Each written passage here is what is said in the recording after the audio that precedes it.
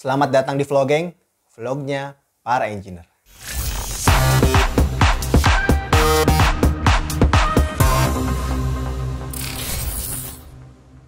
Vlogeng ini akan menjadi serial konten yang membahas tentang aktivitas-aktivitas, tips dan trik, juga pengalaman-pengalaman para penggiat konstruksi yang semoga bisa memberikan inspirasi kepada sobat-sobat semua. Di video kali ini saya akan membahas 4 penyesalan yang saya alami setelah jadi alumni sipil yang tidak saya kerjakan saat menjadi mahasiswa kemarin. Yang pertama, tidak serius dalam belajar. Setiap kampus sudah menyiapkan schedule terbaiknya agar setiap mahasiswanya bisa lulus dengan berkualitas. Tapi sayangnya, setiap mahasiswanya tidak memaksimalkan jadwal tersebut. Bisa jadi karena 2 alasan. Yang pertama, salah milih jurusan. Yang kedua, menganggap dosennya mengajar dengan tidak jelas. Alasan kedua sebenarnya tidak bisa kita jadikan alasan. Ya, yang pertama juga nggak bisa sih sebenarnya. Prinsipnya yang membutuhkan ilmu saat perkuliahan itu adalah kita. Jika memang dosen tidak memaksimalkan pengajarannya di kelas, maka kita sebagai mahasiswa harus bisa mencari ilmu tersebut di luar kelas. Penyesalan ini baru saya rasakan ketika saya turun ke dunia kerja. Dan saya tidak ingin teman-teman mengalami hal yang saya rasakan sekarang.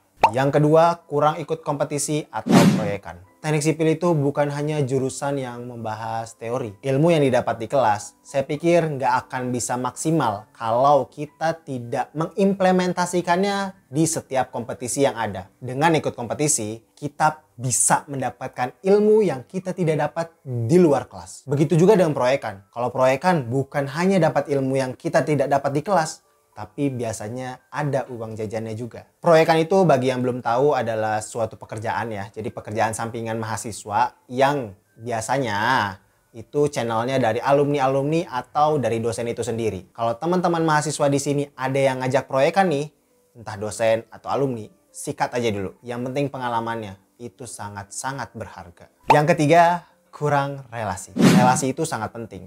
Semakin dikenalnya kamu bisa cepat dalam mengejar karirmu setelah lulus nanti. Tentunya kamu harus punya skill yang mumpuni. Jangan sampai kamu sudah direkomendasikan oleh seorang alumni ke perusahaan A, B, C, Z.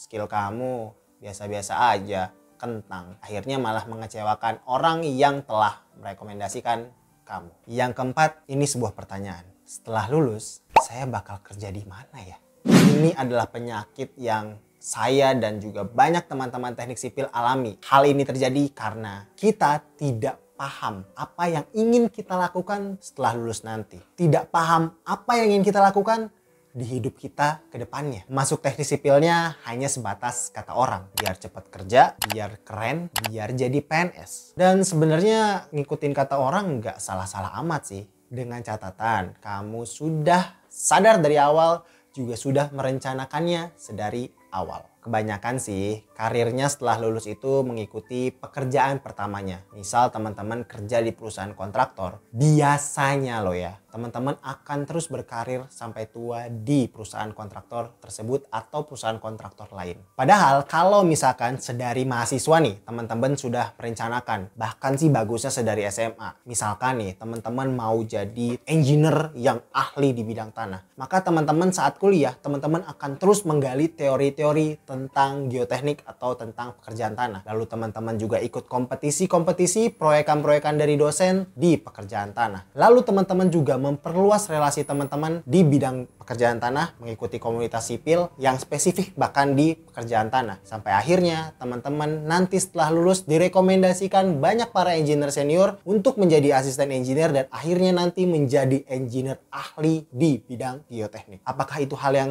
mungkin? Tentu itu mungkin jika memang kita sudah merencanakannya sedari awal. Dan dari 4 penyesalan itu, saya menyimpulkannya menjadi 1 penyesalan. Penyesalan paling mendalam adalah kenapa saya dulu tidak menanyakan why dalam diri saya ingin menjadi apa di next level kehidupan saya nanti. Saya dulu berpikir ya udah yang penting saya kuliah jurusannya apa aja dapatnya teknik sipil, dan alhamdulillah sih akhirnya saya juga bekerja di teknik sipil dan saya punya passion di sini. Ada beberapa teman saya yang dia akhirnya tidak menemukan passionnya di teknik sipil sampai dia lulus, dan akhirnya dia melipir ke jurusan lain yang bukan teknik sipil. Itu nggak salah, tapi jika jika teman-teman sudah tahu sedari awal, SMA bahkan, kalau teman-teman passionnya di teknik sipil, di dunia desain, di dunia lapangan, arah teman-teman akan lebih jelas setelah lulus dan bahkan teman-teman akan menjadi sangat-sangat luar biasa di bidang yang nanti teman-teman tekuni. Jadi temukan why-nya agar rencana dan langkah teman-teman menjadi lebih pasti. Terima kasih sudah menonton video ini sampai selesai. Semoga bermanfaat. Sampai jumpa di konten selanjutnya. Bye-bye.